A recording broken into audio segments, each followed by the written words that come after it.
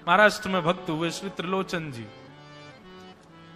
परम संत सेवी, श्री पंडरीनाथ भगवान के चरणों में ही रहते थे।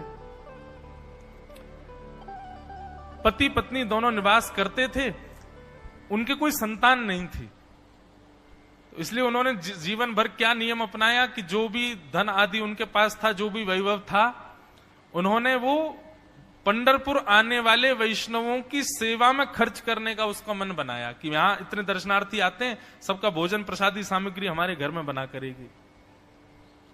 तो श्री त्रिलोचन जी पंढरपुर आने वाले दर्शनार्थियों को घर बुलाकर के प्रेम से भोजन पवाते थे।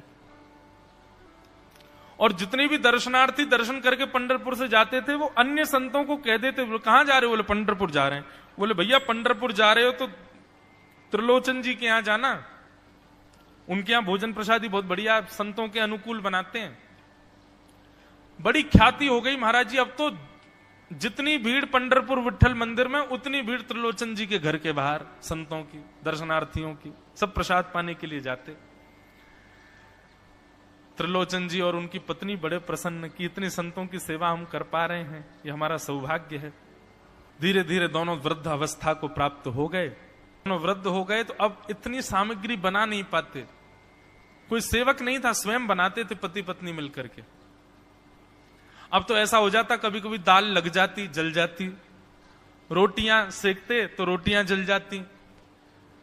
वृद्ध अवस्था, थक भी गए थे बहुत ज्यादा, तो प्रसाद पवाते तो थे, संत जन बेचारे प्रेम से स्वीकार तो करते, पर अब स्वाद नहीं होता था, तो बेचारे जैसा था उसको पाते, थोड़ा बहुत पा करके चले जाते। धीरे धीरे संतों का आगमन अब कम होने लगा। त्रिलोचन जी इस बात से बड़े परेशान हो गए, बोले भैया संत हमारे घर से आना बंद हो गए, हम क्या करें?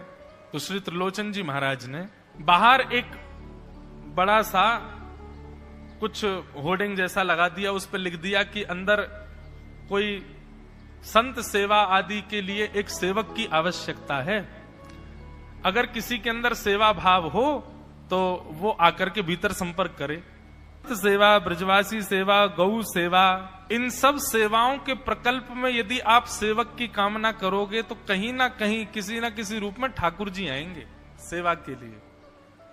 त्रिलोचन जी ने बाहर लिख दिया कि भाई संत सेवा के लिए सेवक की आवश्यकता है, यदि कोई सेवा भावी सेवा करना चाहता है तो भीतर आके संपर्क करे।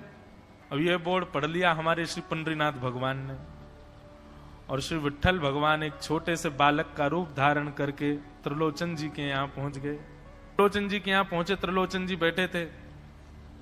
बोले साहब जी, आपने बाहर लिख रखा है संत सेवा के लिए यदि कोई इच्छुक हो तो भीतर आके संपर्क करे, मुझे सेवा करनी है।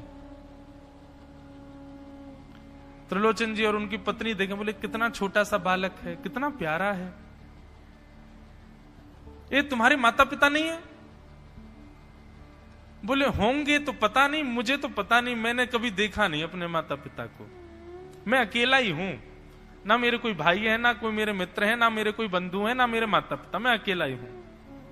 त्रिलोचन जी की पत्नी को तो इतनी दया सी आ गई, अरे राम राम, बेचारा अकेला बालक है। अच्छा चलो ठीक है, तुम यहां सेवा कर लेना, लेकिन कुछ नियम है उनको सुन लो। सबसे पहले तो अपना नाम बताओ, तुम्हारा नाम क्या है? विठल भगवान ही थे, वो तो छोटे से बालक के रूप में गए थे। बोले मेरा नाम है अंतर्यामी। त्रिलोचन जी बोले नाम सुनकर के तो ऐसा लगता है जैसे सच में अंतर्यामी है क्या? अच्छा बेटा अंतर्यामी, सेवा करोगे? बोले ये सेवा करना तो मेरा जन्म जन्मांतर का काम है, मैं यही तो करता हूं। संतों की सेवा करना, वैष्णवों की सेवा करना, भक्तों की रक्षा करना, ये मेरा जन्म सिद्ध अधिकार है, मैं इसी के लिए ही आता हूं। त्रिलोचन जी और उनकी पत्नी एक दूसरे का मुख देख करके बोले, नेक सा बालक है लेकिन बोलता कैसे है? ठाकुर जी तो सत्य बोल रहे थे। बोले अच्छा, सुबह एक सब्जी बनानी पड़ेगी, दाल बनानी पड़ेगी, और हमारे यहां लगभग 100-150 संत आते हैं, उनके हिसाब की रोटी बनानी पड़ेगी, और सब बेटा तुमको करना पड़ेगा, हम थोड़ा बहुत सहायता कर देंगे, हमसे ज्यादा बनता नहीं है, तुमको ही सब सिद्ध करना पड़ेगा। अंतर्यामी भगवान बोले बिल्कुल निश्चिंत रहो, हम खीर भी बनाएंगे, हम रबड़ी भी बनाएंगे, हम रायता भी बना दिया करेंगे। हम 2-4 सब्जी और बना दिया करेंगे। त्रिलोचन जी बोले नेक्स्ट सा बालक, सब जानते हो तुम? बोले हाँ, हमको सब आता है, दुनिया का कोई काम नहीं जो हमको नहीं आता हो। और सुनिए, झाड़ू पोंछा बर्तन भी कर देंगे हम। त्रिलोचन जी तो बड़े खुश हो गए, बहुत बढ़िया सेवक मिला यार, ये तो सब काम करता है। लेकिन भगवान बोले लेकिन अब हमारी शर्त सुनो। त्रिलोचन जी बोले तुम्हारी भी शर्त है? बोले हाँ। क्या शर्त है भैया? बोले हमारी पहली शर्त यह है कि हम दुनिया को बना के खिलाएंगे, लेकिन हमको आपको बना के खिलाना पड़ेगा। हम अपने हाथ का बना नहीं पाते, हम आपके हाथ का बना। और ये वास्तविकता है, ठाकुर जी पूरी दुनिया को पवाते हैं, लेकिन स्वयं भक्त के हाथ से बना ही पाते हैं। ठाकुर जी बोले हम सारे संतों को बना के पवाएंगे, लेकिन हम अपने हाथ का बना नहीं पाते, आपको हमारे लिए बनाना पड़ेगा। त्रिलोचन जी की पत्नी बोली छोटा सा बालक, इसका आधे हाथ का तो इसका पेट है, एक रोटी में झिक जाएगा ये, इसके लिए मैं बना दिया करूंगी। ठीक है लला, तू बिल्कुल चिंता मत करो, तुम्हारे लिए भोजन हम बना दिया करेंगे। हमारी एक शर्त और सुन लीजिए। बोले क्या? हम कितना भी खाएं हमको टोकना नहीं कभी कि इतना क्यों खा रहे हो। त्रिलोचन जी बोले भैया हम क्यों टोकेंगे, तुम बढ़िया 2-3 रोटी खा लिया करना। बोले 2-3 रोटी तो हमारी दाढ़ में छुप जाती है कहीं पर, हम तो प्रेम से पाते हैं। बस आप लोग ये नियम याद रखना, आप कभी ये मत कहना कि इतना क्यों खा रहे हो। और सुनिए एक बात, अगर हमारे सामने कही तो अपराध बनेगा ही, आपका नियम टूटेगा ही। किसी और से जाकर के यदि आपने कह दिया कि बहुत खाता है, क्या बताएं, तो हम उसी दिन अंतर ध्यान हो जाएंगे, उसी दिन आपका घर छोड़ के चले जाएंगे, फिर दूरते रहना सेवक। त्रिलोचन जी बोले हम क्यों कहेंगे भैया, हम तो कभी नहीं कहेंगे, हम दोनों तुमको वचन देते हैं, तुम प्रेम से रहो, सबका सेवा करो, हम कभी नहीं कहेंगे कि इतना खाता है। भगवान बोले तो ठीक है, फिर कल से सेवा शुरू। अगले दिन महाराज त्रिलोचन जी और पत्नी उठे सवेरे ब्रह्म मुहूर्त में, देखा तो महाराज भीतर ही ठाकुर जी बढ़िया अपनी कमर कस करके, सिर पर ढांटा बांध करके, मुंह पर कपड़ा लगा करके और कढ़ाई में लिए चला रहे हैं, बना रहे हैं दाल। एक हाथ से दाल बना रहे हैं, फिर दौड़ के जाते हैं दूसरी कढ़ाई पे, वहां पर खीर बना रहे हैं, फिर कहीं जाते हैं वहां पूड़ी उछाल उछाल करके धर रहे हैं। त्रिलोचन जी और उनकी पत्नी देख रहे खड़े खड़े, अकेले ठाकुर जी सब बना रहे हैं, नेक्सा सा बालक। 8 बजे से संतों की जमात आनी प्रारंभ हो गई, सुबह के समय हो गया। महाराज अकेले ही पत्तल लेकर के दौड़ते हैं, सारे संतों को पत्तल बांटे आते हैं, फिर अकेले ही सामग्री लेकर के जाते हैं और लेकर के सबको बांटते हैं। त्रिलोचन जी कोई सामग्री लेके जाए तो ठाकुर जी बीच में ही आ जाते हैं, बाबूजी आप जाके बैठो, मैं बांट रहा हूं ना, आप उठ के मत आओ, आप उठ के आओगे सब फैल जाएगा, मैं कर रहा हूं ना सब। अकेले ठाकुर जी, अकेले अंतर्यामी भगवान सब कर रहे थे। और त्रिलोचन जी और उनकी पत्नी बड़े प्रसन्न, जय हो विठोबा, तेने तो भैया ऐसा लगे साक्षात तुम ही आ गए हो, कितनी कृपा हो रही है, देखो कैसा सेवक मिला है हमें। भली संतान नहीं दी ठाकुर जी ने, लेकिन ऐसा सेवक दिया है जिससे परिपूर्ण आनंद हो गया है। संतों की भोजन प्रसादी हुई, महाराज खूब प्रेम से सब संतों को पवाया, संत भी सब वाहवाही करके गए, बोले वाह त्रिलोचन जी आपके यहां खूब बार पाया, लेकिन आज जैसा प्रसादी हमने कभी नहीं पाई। त्रिलोचन जी बड़े प्रसन्न। सब संत चले गए, भगवान तुरंत पोंछा लिया है, पूरे फर्श को मार्जन कर दिया, सब बिल्कुल सारी दरी वरी समेट करके रख दी, सब पत्तल आदि सबको व्यवस्थित कराए, सारे बर्तन मांज करके धर दिए, सब बिल्कुल व्यवस्थित करके, और आकर के ठाकुर जी सामने बैठ गए। मैया अब सेवा हमारी तो पूर्ण हो गई, अब हमारी पेट पूजा करो, अब आप लगो रसोई में, हमारे लिए बनाओ। वो तो इतने भाव में आ गए, अरे मेरे लाला मैं अभी बना के लाती हूं। सुंदर सुंदर सब्जी बनाई, सुंदर रोटी बनाई, सुंदर खीर बनाई, थोड़ी थोड़ी एक दोना, दो दोना मान लो सब्जी बनाई, दो दोना खीर बना दी, 10-5 पूड़ी बना दी, ठाकुर जी की बढ़िया थाली लगाई, थाली लगा करके सामने धर दी। अंतर्यामी भगवान बैठ गए, प्रेम से पाने लगे, पाते जाए महाराज, वो तो खाते जाए, खीर उठा करके पी जाए, सब्जी उठा के पी जाओ, और लाओ मैया भूख लगी है जल्दी लाओ। 10 की 10 पूड़ी एक बार में चट और लेकर के आई, बेचारी देती गई, 10 की पूड़ी और धरवा ली, फिर उनको भी पा गए। अब मैया ने इतनी सामग्री बनाई थी, बोले मैया भूख लगी है जल्दी जाओ, आटा मारो, फिर से सेको, बढ़िया लेके आओ सामग्री, आपसे हमने कही थी कि आपको हमको पवाना पड़ेगा। नहीं बेटा तू बिल्कुल बैठो रहे। अरे भैया मुझे तो लगी नेक्स्ट सो पेटया को, ये तो कुआ है पूरा, कितना डाल दो भरे कोई ना। महाराज आटा मारते मारते शाम हो गई। शाम तक ठाकुर जी पाते ही रहे और खूब पेट भर के पाया। महाराज एक आसन पर अखंड 4 घंटा बैठ करके भोजन किया और भोजन करने के बाद ठाकुर जी बोले, ठीक है सेठ जी, अब आओ, लाओ तेल ले आओ, आपकी नक मालिश कर दूं, आपकी नक सेवा कर दूं, आप थक गए होंगे। त्रिलोचन में नहीं इसकी नहीं क्यों नहीं है, तेल लेकर के उनकी मालिश भी कर दें। इस प्रकार चले। त्रिलोचन जी की पत्नी बेचारी पहले दिन तो कुछ नहीं बोली, दूसरे दिन भी कुछ नहीं बोली, तीसरे दिन उसके मन में आया, बोले ये क्या कर लिया हमने। सुबह जितना भोजन बनना चाहिए उतना तो ये अकेला ही पाता है। सुबह संतों का ये बना देता, पर शाम को इसके लिए जितना बनता वो संतों के बराबर ही बैठता है पूरा। त्रिलोचन जी कहते नहीं तुमको याद नहीं, उसने कहा था कभी कहना नहीं ऐसा। बोले हाँ नहीं मैं ध्यान रखूंगी, नहीं कहना है।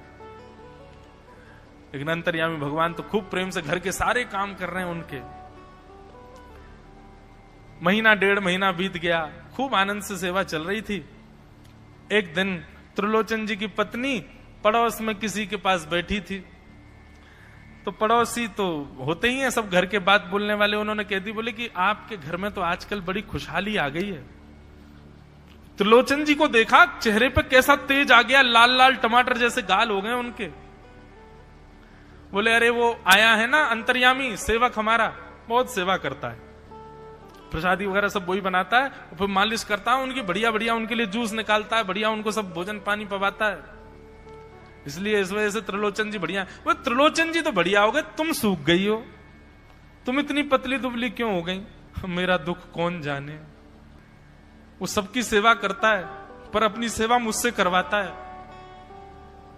अरे छोटा सा तो है, ऐसे मटक मटक के जाता है, हम तो उसको देखने के लिए खड़े रहते बाहर, कैसे बढ़िया लगता है। कई लोग तो देखने ही आते हैं उसको कि कैसे सब्जी परोस रहा है, कैसे पूड़ी परोस रहा है, कितना सुंदर लगता है। छोटा सा तो है, उसकी क्या सेवा करनी पड़ती है। अरे बहन तुम क्या जानो, 2, 4, 5, 10 किलो आटे की कब कब में रोटियां पूड़ियां खा जाता है चपेट करके, कोई पता नहीं चलती, पेट है कुआ है समुद्र है क्या है पता नहीं चलता है। इतना खाता है, इतना खाता है, इतना खाता है। 4 घंटे की समाधि पर बैठता है एक साथ, थाली नहीं थाल लगाना पड़ता है उसके लिए, इतना खाता है। जैसे ही कहा इतना खाता है, ठाकुर जी अंतर ध्यान हो गए। शाम का समय, त्रिलोचन जी रोज शाम होते ही बैठते थे, थोड़ी देर कुछ चर्चा आदि करते थे भक्तों की।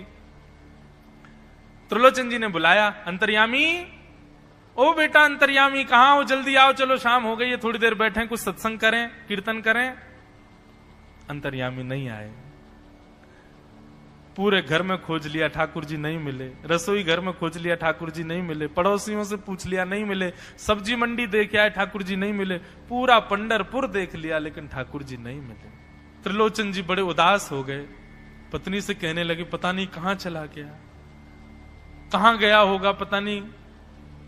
देवी तुमने उससे ये तो नहीं कह दिया था कि इतना क्यों खाते। बोले नहीं मैं तो कान पकड़ती हूं, मैं कभी नहीं कहती उससे। बोले किसी और से तो नहीं कहा था ना तुमने, क्योंकि उसने वचन दिया था ऐसा कहोगे तो मैं चला जाऊंगा। बोले हाँ आज एक गलती हो गई, पड़ोसी के पास बैठी थी, उससे बात करते करते मेरे मुख से गलती से निकल गया कि अरे उसके लिए तो बहुत बनाना पड़ता है, 10 किलो आटा खा जाता है, इतना खाता है, तो निकल गया था। समझ गए। बोले ओहो इसीलिए चला गया, उसको पता चल गया कि तुमने कह दिया है तभी चला गया है। त्रिलोचन जी और उनकी पत्नी दोनों श्री पंडरीनाथ भगवान मंदिर के दहली पर जाकर के बैठ गए। जाकर के ठाकुर जी के आगे हाथ फैला करके कहने लगे, बोले नाथ, हे पंडरीनाथ, आपने हमको संतान नहीं दी, पुत्र नहीं दिया, पुत्री नहीं दी जीवन में, हमने कभी उसकी अपेक्षा नहीं की, हमने कभी आपसे शिकायत नहीं की कि हमको संतान क्यों नहीं दी है। पर नाथ, एक सेवक हमारे जीवन में आया, और जब से वो सेवक आया हमारे यहाँ संतों की सेवा होने लगी, हमारे यहाँ कीर्तन होने लगा, हमारे यहाँ सत्संग होने लगा, हमारे यहाँ खूब आनंद की उमंग होने लगी। उस सेवक ने हमको आपसे और प्रेम करवा दिया। ठाकुर जी, हम आज आपसे दोनों भीख मांग रहे हैं, हमें कुछ मत दीजिए, आप भी मत मिलिए हमको इस जन्म में, लेकिन हमारे उस सेवक अंतर्यामी को हमको वापस कर दीजिए भगवान। वो जहां कहीं भी हो उसको वापस भेज दो हमारे पास। ऐसा कहकर के रुदन करने लगे, नेत्रों से आंसू गिरने लगे, चरणों में प्रणाम करके श्री पंडरीनाथ भगवान को रुदन करने लगे त्रिलोचन जी और उनकी पत्नी। इतने में ही स्वर सुनाई दिया, बाबूजी। अंतर्यामी का स्वर सुनते ही पीछे मुड़ करके देखा तो पीछे तो कोई दिखा नहीं। अरे इधर देखिए, पीछे कहां देख रहे हैं? वापस से पंडरीनाथ भगवान की ओर देखा तो श्री पंडरीनाथ भगवान की जगह ही अंतर्यामी बालक खड़ा हुआ है, सामने खड़े होकर के उनको आशीष दे रहा है। त्रिलोचन जी तो भाव विह्वल हो गए, बोले कैसी कृपा नाथ आपकी। बोले आप ही थे क्या? बोले तो इतनी अच्छी संत सेवा, इतनी अच्छी खीर, इतनी अच्छी पूड़ी, इतनी अच्छी सब्जी, और आपकी जो सेवा और इतने अच्छे अच्छे सत्संग कीर्तन, ये मेरे अलावा कौन कर सकता है?